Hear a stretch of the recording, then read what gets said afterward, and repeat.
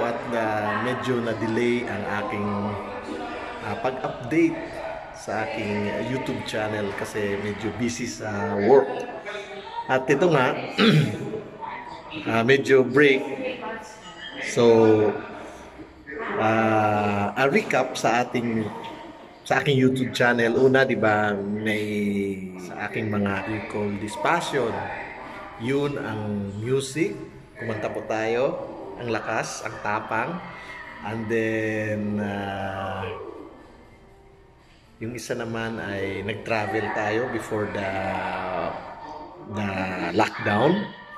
And ngayon naman ay yung aking sa media, being a media enthusiast. So, pakita ko rin ang aking talent sa entertain nyo through pagbabalita saka paghatid ng mga update, ng mga news story, ng mga life stories. So, ito ngayon ang aking gagawin, and hope you like it.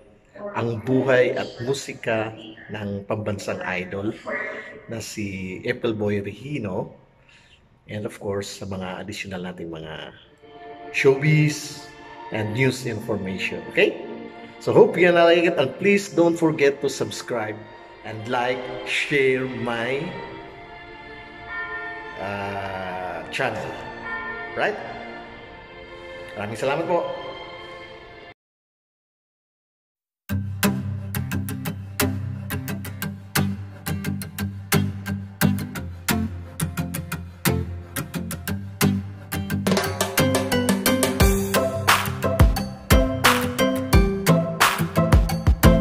So, kumusta naman po tayong lahat, mga Starkada?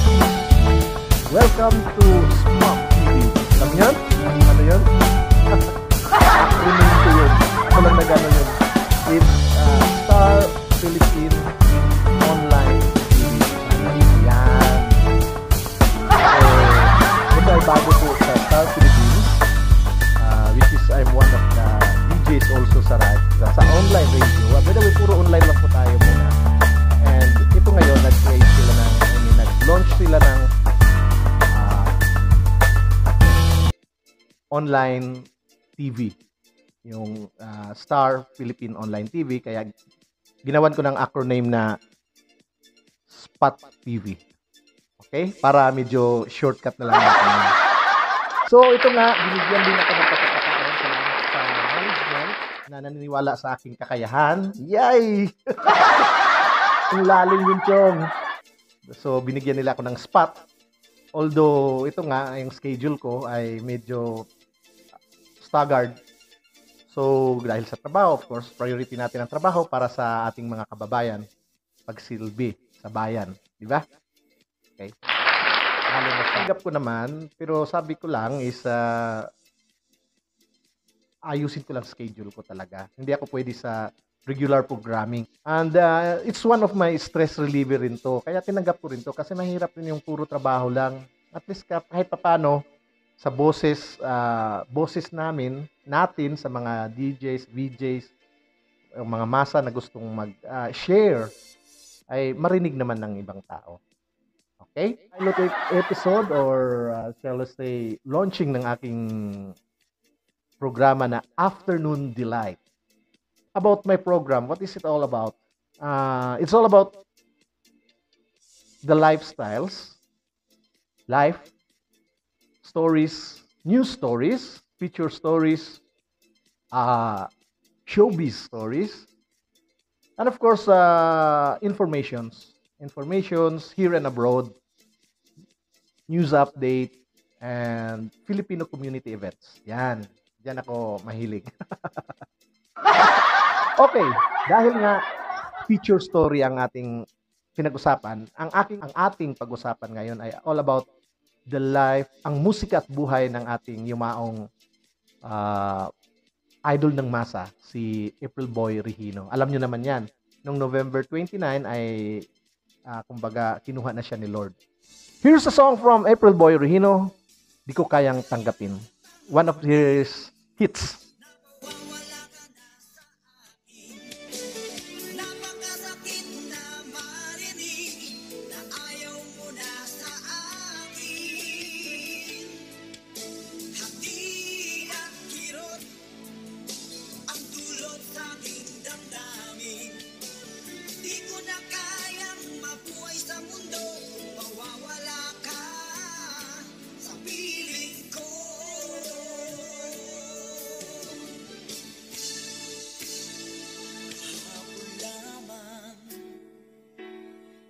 sarap ng ating pagmamahalan.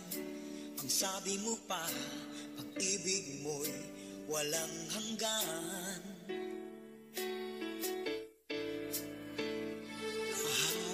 Trivia natin sa buhay ni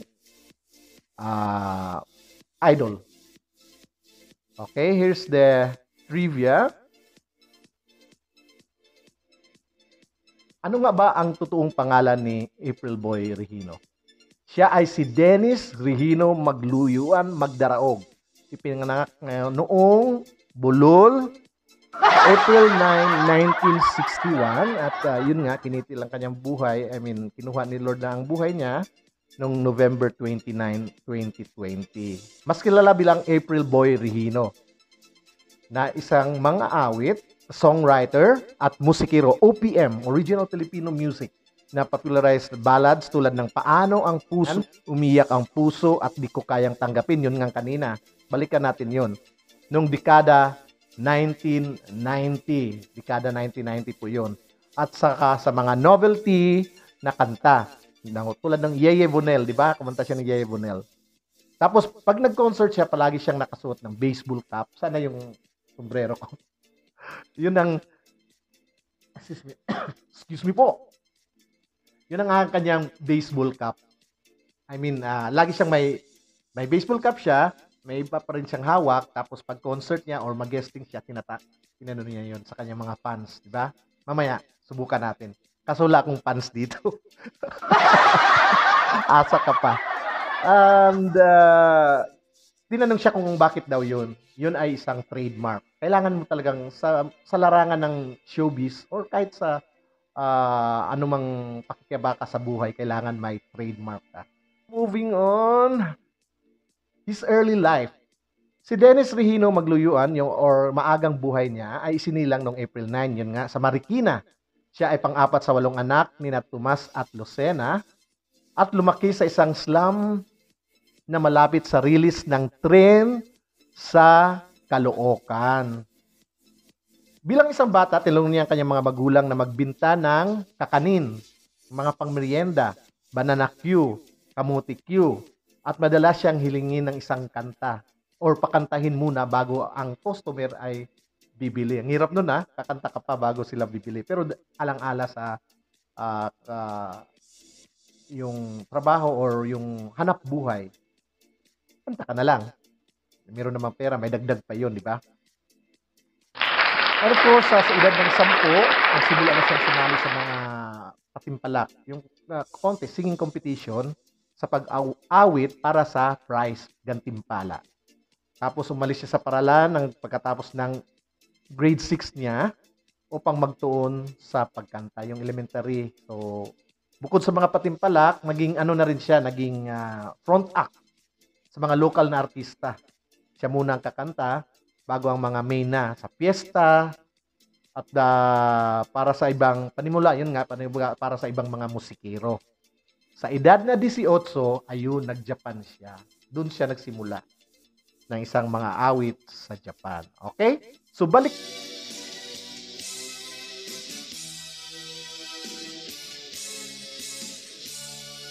Here's Umiyak ang Puso by April Boy Regino. Ito ang isa sa mga hits din niya na kumita siya ng 120 singles, I think, at saka dito nanalo yung album na to sa Awit Awards.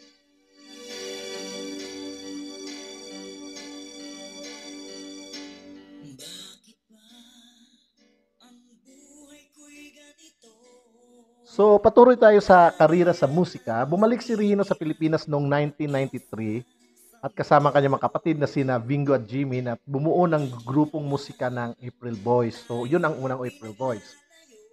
Ang kanilang sulong di Busan ay laging makapiling, yun na naging tanyag ng marami. Ngayon pa man, noong 1995, iniwan ni April Boy yung pangkat nila. Baga nagkahiwalay, nagsolo siya, sa kanyang career. At inamin nga naman niya na merong nagkalabuan sila pero nagkasundo rin na agad naman. What is blood is thicker than water. Ayun naman pala. So ang kanyang kaunang solo album ay ang Umiiyak ang Puso. Yung nasa background natin, tumutugtog. ay inilabas noong 1996 sa ilalim ng Ivory Records. At kumita nga ng 120,000 unit, triple platinum ito. Ang nag-iisang magkaparehong pangalan ay nanalo ng Best Country Ballad recording sa Awit Awards sa taong yun, 1996. Lumipat sa Estados Unidos or USA at doon nakabase bilang isang aliw sa pamamayang Pilipino. Bulol na naman ako. At kamakailan lamang siya isang artist na pagre-record ng kontrata sa Viva Records. Gumawa rin siya ng isang Tagalog at English cover ng version ng kantang Itushi no Eli, Japanese song. Pinalangan itong Honey, My Love, so sweet na naging hit. O aminin, alam nyo yan. Alam nyo yan, ha? Noong 2015, pagkatapos ng isang taon ng pahinga, bumalik si Regino sa musika kasama ang kanyang bagong album at isang bagong kumpanya na naman ng musika, ang GMA Records. So, sa personal na buhay, siya ay kinasal ni Madel Regino. Isang anak na lalaki, si JC, ang sumunod sa kanyang yapak bilang isang mga awit at kompositor. Nanumpa si Regino bilang mamayan ng United. Naging US citizen noong March 2011. So, ang kanyang health, pag-usapan natin ang kanyang health. Noong 2009, si Regino ay na-diagnose na may prostate cancer habang nakastira sa Estados Unidos. Noong 2013, na-announce niya na siya ay cancer-free na pagkatapos na maraming taon nakipaglaban sa sakit. Noong 2015, ibinigay ng mga awit na siya ay nagdurusa mula naman sa diabetic retinopathy. Ayun, retinopathy, na kung saan ay isang kondisyon ng mata ay maaring maging sanhi ng pagkabulag. So doon siya nawala ng paningin dahil sa diabetes, sakit na diabetes. Yun nga, sa mahirap man tanggapin, namatay si Regino noong November 29, 2020 sa edad na 59. Ayon sa kanyang asawa, nagkaroon siya ng sakit na malalang sakit sa bato bago siya kinuha na ni Lord. So yun ang kanyang trivia, mga ka-star, kadas. So hope you like it. Shoutout pala sa ating mga DJs sa Star Radio Philippines and partners na mga sister stations. Magandang hapon po sa inyong lahat. At i-add naman natin yun. Ipa-flash natin ang mga list of DJs.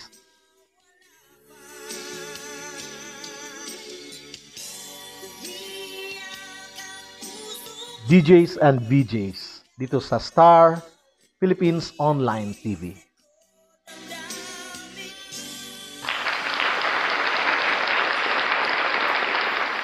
Here's a song from April Boy at saka sa kanyang anak, si JC Regino. May duet sila. Di na ko iibig pang muli.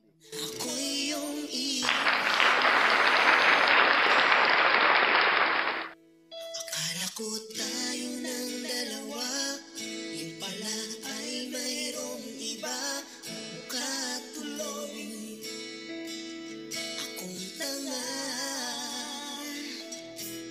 Binigay ko ng lahat, buong puso't kaluluwa. Ngunit ako'y binaliwala, pinagpalit mo sa iba.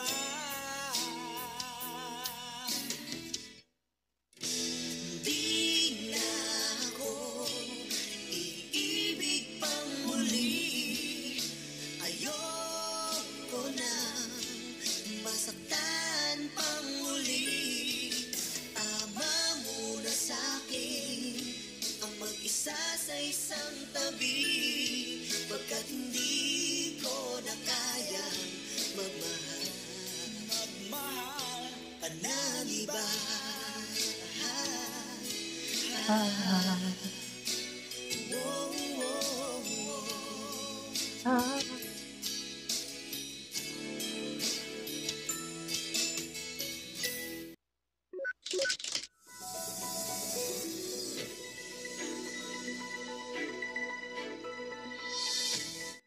News story po tayo sa patrol.ph ng ABS-CBN News Bureau. Duterte nananawagan ng pagtulungan ng United Nations para malagpasan ang COVID-19 pandemic. ABS-CBN News.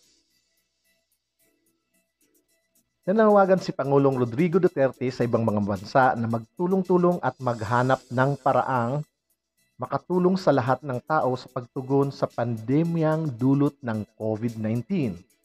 Sa pre-recorded niyang mensahe sa special session ng United Nations General Assembly nitong Biyernes ng madaling araw, oras sa Pilipinas, sinabi ng Pangulo na nalantad ng pandemya ang mga kahinaan sa lipunan at mga institusyon. Our immediate responses were necessary yet have driven our societies apart. When everyone needs the same limited resources, the compulsion to resort to a zero-sum approach is amplified. Yet, this pandemic demands the opposite response, enhanced cooperation. Sabi niya. Sabi ng Pangulo, pinakita rin ng pandemya ang pagkaugnayan ng mga bansa at mga ibang paraan para maitawid ito tulad ng paggamit sa e-commerce, e-learning, video conferencing, at artificial intelligence. Inadvertently, this pandemic has opened greener and more resilient pathways to growth and development. Anya. Mr. President, this time is now for greater collective courage, meaningful actions to see the end of the pandemic. Giniit muli ng Pangulo ang panawagan ng universal access o karapatan ng bansa na pantay-pantay na makinabang sa mga bakuna at iba pang teknolohiya kontra COVID-19.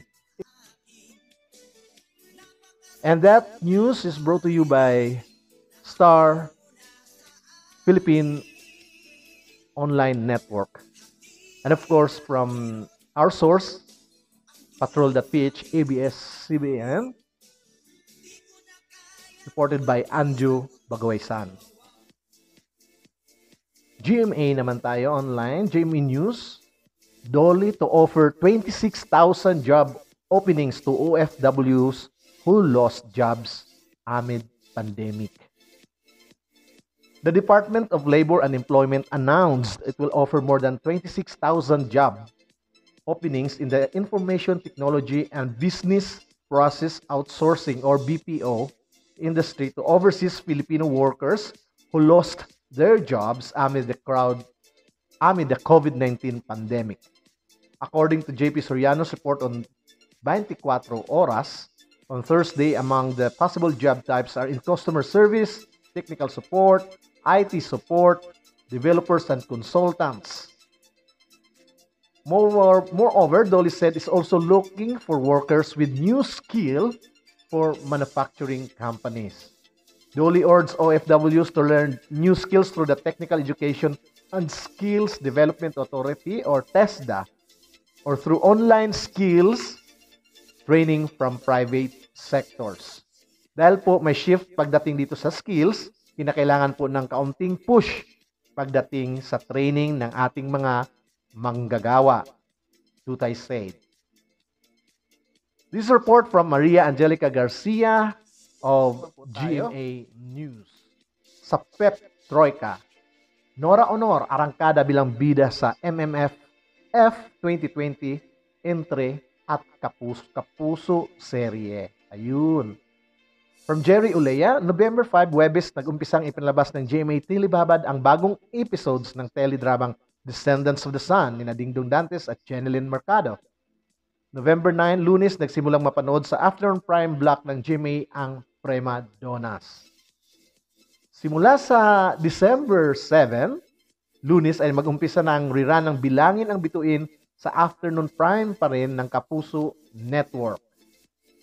Sa Enero 2021 pa matunghayan ang mga bagong episode nitong kinunan sa lock-in shoot sa San Mateo, Rizal. Nasa cast din ng teledramang ito sina Nora Honor, Isabel Revas, Divina Valencia at Candy Pangilinan. Inirect ito ni Loris Guillen. Speaking of Nora Honor, hindi siya nakadalo sa press preview ng MMF F 2020 entry niya isa pang bahaghari nitong December 3, Huwebes ng hapon sa HB Post, Scout Fernandez Street, Quezon City. Ayon sa malapit na kaibigan ni Nora Honor na si Rodel Fernando, manunod sana si Nora ng alauna ng hapon sa preview kaso tumaas ang blood pressure niya.